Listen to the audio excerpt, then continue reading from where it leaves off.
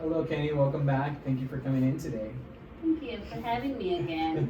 Of course, you're Appreciate welcome. that. This is your hour to speak to me on anything that's on your mind. Okay. So, Kenny, how was your ride here? How was everything going? It was horrible. So it was raining. The weather was just bad. Mm-hmm. I was driving on my way over here. Traffic was just horrible. Suddenly I get this alarm that went off, a tornado warning. Oh wow. So I kind of panicked a little bit in that moment. Yeah. I was like, what is going on? What?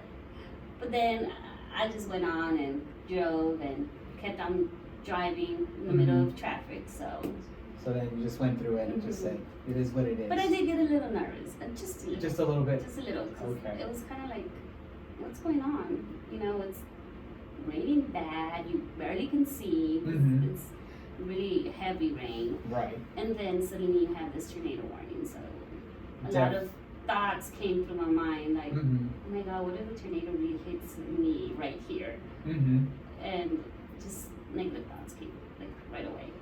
Okay. What if I die? But nothing happened. Nothing happened. I went on, moved Right. on, and got here. Got here. Safely, thank God. Yes, that's good. No, I'm glad you're here, and I'm glad nothing happened. Yeah. So, last time we talked a little bit about your anxieties that you've had before that have kind of given you to a point where it kind of crippled you over a weekend, because you said it was kind of like the same scenario. You had a tire give out during the freeway. So it looks like the scenario has been the freeways, right? Yes, It's been I don't constant know with you. what is going on. Maybe I've been watching too many news Mhm. of road rage and people killing other people. So it's like I don't know. Right. So Anyways, so maybe that's more of your focus, huh? Maybe that's more root of your anxieties. probably. I see. So I wanted to touch up on a little bit on what your concerns are. I know that we discussed just a little bit of intro that you gave me of your anxieties. But from what I recall, what you talked about is that these anxieties can cripple you over the weekend, and that you caught yourself, that you know that when you were the tire gave out and you were calling insurance, you had a moment that you were like, I know I'm just being overly dramatic, or not overly dramatic, but overly sensitive. And you catch yourself that you are anxious. Is this something that you wanted to work on specifically as one of your concerns, that you want to not have to overly have anxiety? Yes, I definitely want to work on that part, especially the symptoms that I get once I start panicking or getting that anxiety, those anxiety levels really high. That specific scenario that I had told you in our last session, when my tire, it was just flat and I had nothing. I mean, I wasn't too sure what to do, if I should call my husband first or if I should call the insurance, because that rarely happens, to me. Maybe the last time it happened was 20 years ago. 20 years ago. So this time I was like, should I call my husband first or should I call the insurance? So I kind of panicked. I was worried. I was concerned. Should I get out of the freeway? And all these people honking at me. I'm just thinking, I just got nervous. And yes, I definitely want to work on my anxiety issues and the symptoms specifically that I get after anxiety. So I start getting nauseous, I start getting lightheaded, feel dizzy.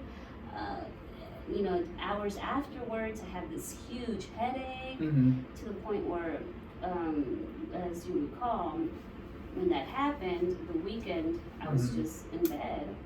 I felt like my stress levels went up to the roof, and I needed to rest. I needed to calm down. So I don't want that to happen again. I don't want, to take away my personal life, being with my children, or I even skipped church that Sunday because I couldn't go because I was physically feeling sick. Right. So it's crippling. Yes. That is crippling. Yes. Okay. So for the first concern, I'm gonna say is you don't want the thoughts. That's one thing, and then your second concern would be also the symptoms that come with it, obviously. So just to give you a little bit of an overview of the goals that we can collaborate and work together through, so we can kind of set what we want to do. And I think the first goal would be checking in on those thoughts of the anxiety, of the nervousness. I'm not trying to dismiss the symptoms just now. Symptoms can be, obviously you know that they can be from your fear and anxiety, but at the same time I don't know, since I'm not a medical doctor, I can't say that, oh, you know, it could be something else as well. Don't want to alarm you, but I don't want to dismiss them as well. So we can work on that as well. So those two items will work on your anxiety and then also your symptoms. Okay? Excuse me. So the first thing I want to do is I want to lower those thoughts that you have, that you catch yourself, because you yourself stated that you catch yourself that you're having those thoughts and they really cripple you and you know that you shouldn't be.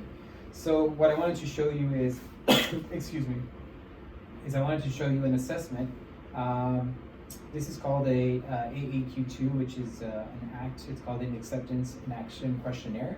Okay. And basically this goes off of ACT, which is, you know, it's the acronym is ACT. It's action and commitment therapy. And what it does is it gives us a little bit of an insight of how you receive a message in your mind, like fear or anything, like, you know, the car, I'm in the freeway, and how you respond to it, you know, and then we can kind of utilize and see how you're reacting to those thoughts and how they can be exacerbated too much. So what I want you to do is just go over these 6 questions, and then just circle what you feel and what you say, you know, a scale from 1 to 7. You know, being 1, very never true, it never happens, or 7, it's always true, you're constantly feeling this way if you ever see it. Okay. So you can just look over those and take a look at them and go ahead and, usually you can just circle them with your finger and I should mark it. Okay. So.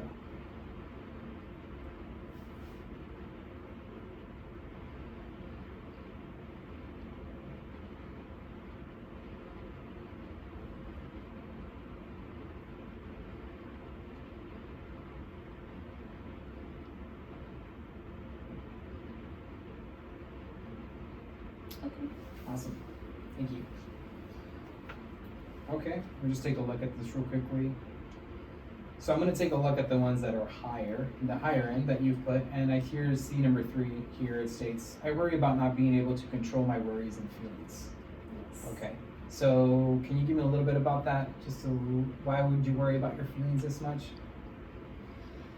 The feeling of being afraid, Mm-hmm. where cognitively I'm thinking, okay, yes, this is gonna be over soon, Mhm. it's gonna be taken care of, but in the moment I'm feeling, oh my God, why does this have to happen? Mm-hmm. Why do I have to call in now at work and say that I'm not gonna be in?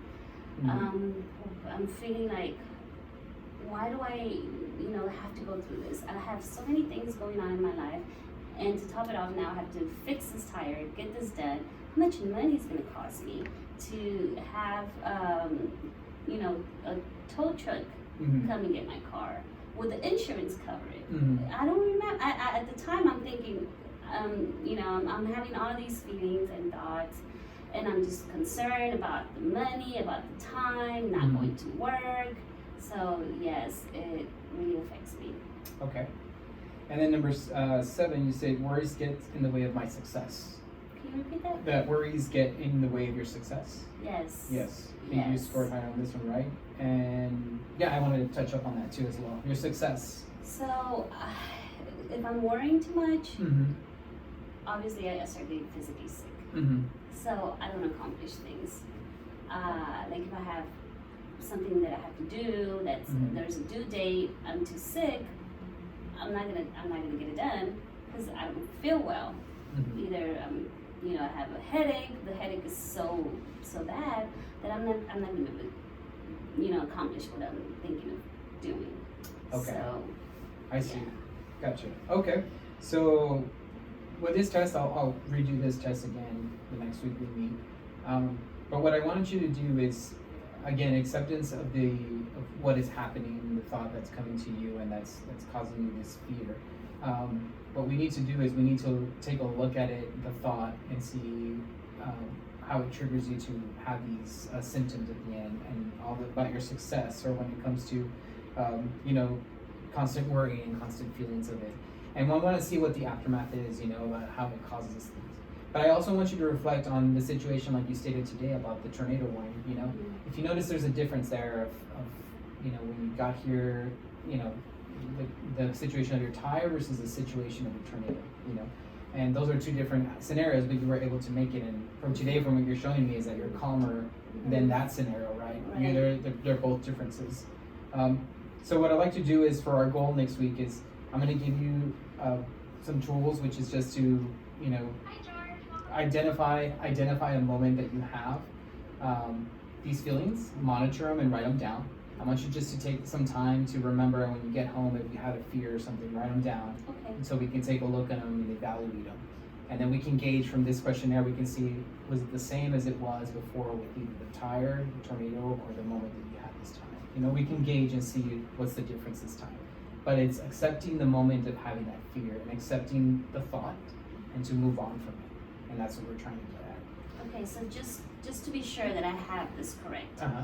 So make sure I go, and if I start having an anxiety feeling and start feeling sick, write it down and see what's going on at that moment. Yes. When you're having see what's triggering it.